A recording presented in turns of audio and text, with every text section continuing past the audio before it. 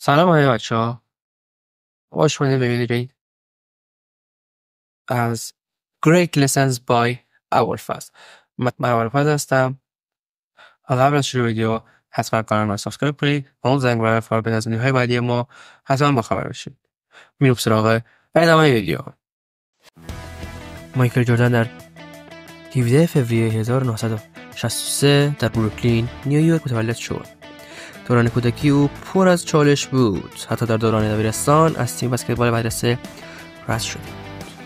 اما این شکست باعث شد تا سخت‌تر تمرین کنه و با ورود به دانشگاه کارولینای شمالی در مسیر موفقیت قدم بذاره. اما باید این نظر داشته باشید که او در خانواده متوسط و پرجمعیت بزرگ شده. پدرش جیمز جردن در کارخانه برق جنرال الکتریک کار میکرد و مادرش دلوریس جردن در بانک مشغول به کار بود. خانواده جردن تاکید زیادی بر ارزش‌های زندگی، سخت کوش تحصیلات داشتند. پدرش تاثیر مهمی در شکل گیری شخصیت او داشته و اونو با کار سخت و مسئولیت پذیری آشنا کرده. جیمز جردن اغلب مایکل توصیه میکرد که یک تمرکز بر آموزش و پیشرفت فردی اهمیت بیشتری از ورزش داره.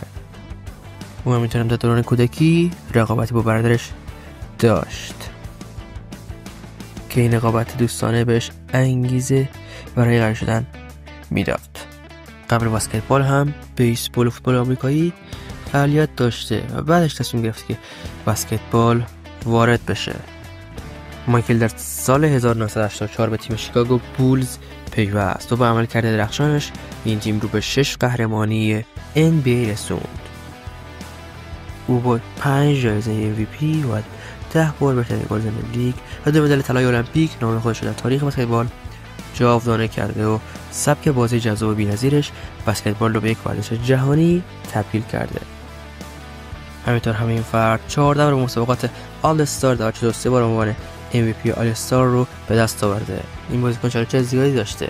بازنشستگی اول اون تو سال 1993 پس از مرگ پدرش از بسکتبال کناره‌گیری کرد و به طور موقت وارد دنیای بیسبال شد و دوباره بازگشت. با جمله معروفش I'm back به NBA برگشت و دوباره شیکاگو بولز رو به قهرمانی رسوند. بازنشستگی دوم پس از پایان دوره مقدماتی دوره دوم قهرمانی او دوباره بازنشسته شد و بازگشت آخر سال 2001 تا 2003 برای 2 فصل با تیم واشنگتن ویزاردز بازی کرد تا به تیم کمک کنه، اما دیگر دوران طلایی او به پایان رسیده بود. شاید اسمش سخت بود. مایکل جردن در سال 2003 برای همیشه بسکتبال خداحافظی کرد. دوران حرفه‌ای او با میانگین 31 امتیاز در هر بازی به پایان رسید که هنوز بالاترین میانگین امتیاز در تاریخ NBA. دوران بسکتبال جردن چیزی فراتر از آمار ارقامه و مایکل جردن در 30% از ثروتش رو از طریق بسکتبال به دست آورده. همکاری او با نایکی قرارداد برای تولید کفش‌های ایر جردن انقلابی در دنیای مد و ورزش ایجاد کرد. این برند هنوز سالانه میلیون‌ها دلار برای او درآمد داره و بعدش هم مالک تیم شارلوت هورنز. جردن این تیم رو خریداری کرد و در سال 2023 سهام اون رو با سودی کلان فروخت. هنوز منبع درآمدش مونده. قراردادهای تبلیغاتی، همکاری او با برندهای معتبری مثل MC دونالدز، گاتورید بخش دیگری از درآمد اون رو تشکیل میده و سرمایه‌گذاری هوشمندانش در حوزه‌های مختلفی از جمله املاک و کسب و کارهای دیگر سرمایه‌گذاری کرده و به دست آورده. در سال 2024 ثروت خالص مایکل جردن تحول شد. حدود 3 میلیارد و 200 میلیون دلار برآورد شده. اون نه تنها ثروتمندترین ورزشکار تاریخه بلکه الگویی برای تلفیق موفقیت ورزشی تجاری است. میراث جردن تنها در زمینه بسکتبال باقی نمونده بلکه در دنیای تجارت و فرهنگ نیز جاودانه شده. بذارین یک چیزی رو بهتون بگم.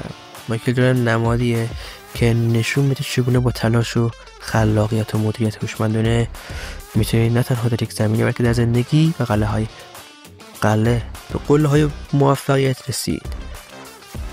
داستانای اون همچون هم الهام بخش، میتونید ازش درس بگیریم و استفاده کنیم. میلیون ها نفر در سراسر جهان هم دیدیم بعضی میگن سرنوشت دینه سرنوشتتونه، سرنوشت باید خودت تلاش کنی و خودت رقم بزنی. نمونهش مایکل جردن، کریستیانو رونالدو و خیلی از افراد دیگه که از صفر به همه چی رسیدن. خب بچه‌های عزیز، اینجا میانبریه برای یادگیری از تجربیات بزرگان و افراد موفق. هر چیزی که اونا سالها دست آوردن و ما اینجا تو چند دقیقه یاد میگیریم. پس حتما کانال ما رو سابسکرایب کنید و اون زنگ رو فعال کنید از ویدیوهای بعدی ما حتما بخبر شید. تو کامنت ها بگید دوست دارید مسیر زندگی، داستان موفقیت، هر چیز دیگه مثل اون رو در مورد چه کسی یا چه حوزه‌ای بدونید. حتما تو کامنت ها بهم بگید. دوباره گفتم اینو. تا ویدیوی بعدی موفق باش و بدرخشید.